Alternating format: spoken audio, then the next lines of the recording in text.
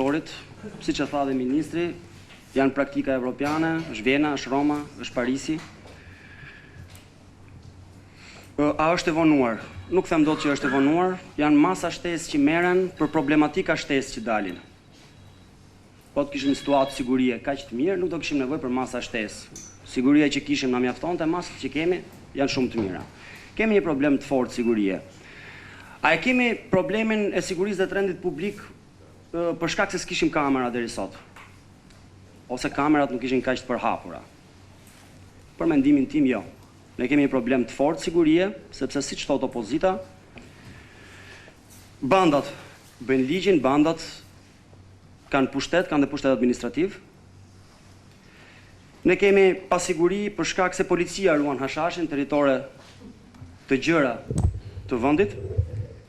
Ne kemi pasiguri për shkak se krimi, se ku i gjen uniformat e policisë, policët e shkreti shoh, lajtha i vish këmishën, krimi ka të akull.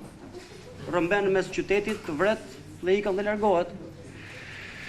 Po këtu i thot opozita. Sigurisht, i thot të konferencat për shtyp mund t'jetë dhe për betejë politike. Çështja s'mbulohet dot më as me retorikë politike. Ambasadorët po t'i thonë me emra, kriminal të njohur, thot brethin lirshëm dhe askush nuk i kap. Unë nuk besoj se e ka pasur me zonjën Kumbaro, ministrin e kulturës, ambasadori kur ka thënë këtë shprehje. As me ministrin e financave zotin Cani, unë besoj që e ka me ministrin e brendshëm dhe me policinë. Ambasadori, me një tempizëm perfekt, ka përmendur me emra, të ka thënë edhe se si ja ke hapur traun e kufirit pak përpara se ta arrestoi dhe të shkonte në burg për vrasje. Vrasje që ka provokuar një vajtim të madh ditën kur ndodhi. Dhe është vënë gishti qeverisë që mbronte vrasjen. Prisja të mos sqaronte këtë. Ministri tha që ka 54 vrasje dhe është gënjeshtër. Nuk thot sa viktima ka. Thuar ka 54 vrasje me 136 viktima.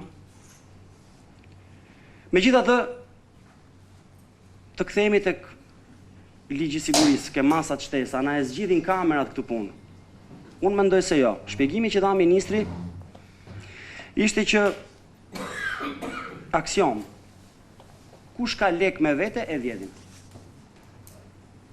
Nuk të ka faj as hajduti.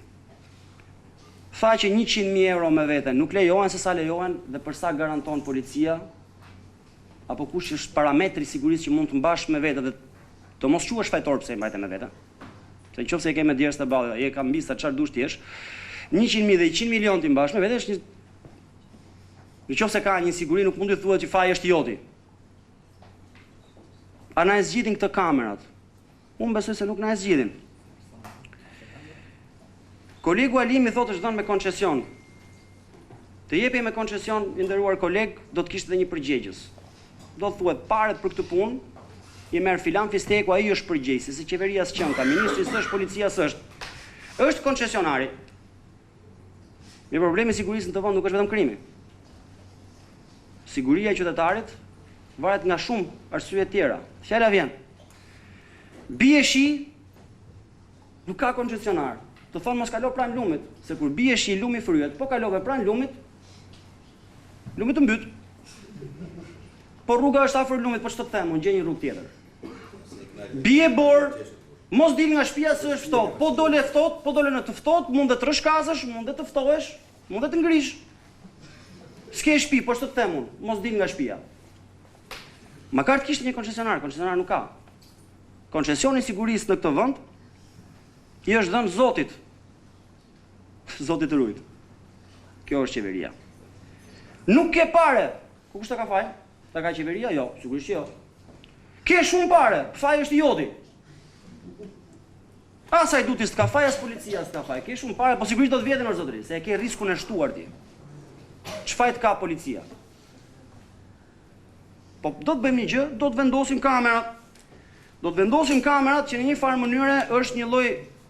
Ka qenë fuksat dikur, ku kemi qenë adoleshent, ishin 80 lekshat. Spiononin. Tash këto janë një lloj fuksash high-tech.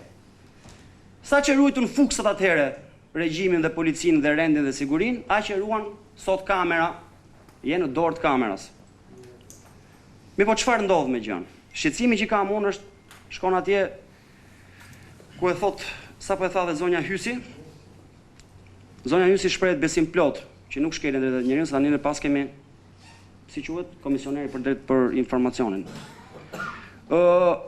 Unë besoj që nuk është detyrë e policisë. Dhe ne nuk duhet ja japim të drejtë me ligj, të shkojë dhe të marrë kamerat për arsye hetimi. Është e drejtë ekskluzive e prokurorisë dhe e gjykatës mbas kodit procedurës penale. Në veprim të urdhrave që ata nxjerrin, po mund shkojë të marrë policia, por jo me kërkesë të policisë, ashtu kam unë një punë. T'ja japësh këtë me kërkesë të policisë, do thotë që i ke dhënë në dorë qeverisë. Po.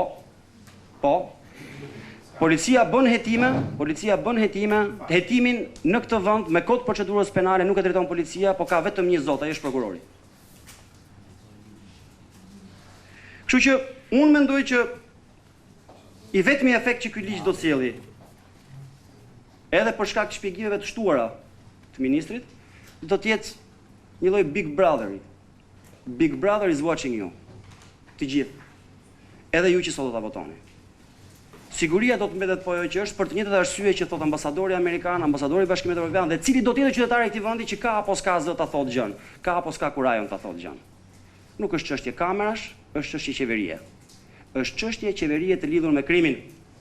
Është çështje qeverie që mendon se vetëm me retorik mund të shtojë parametrat e sigurisë në këtë vend. Kush i beson e meriton këtë fat. Faleminderit. Po, zoti Fino, ju lutem.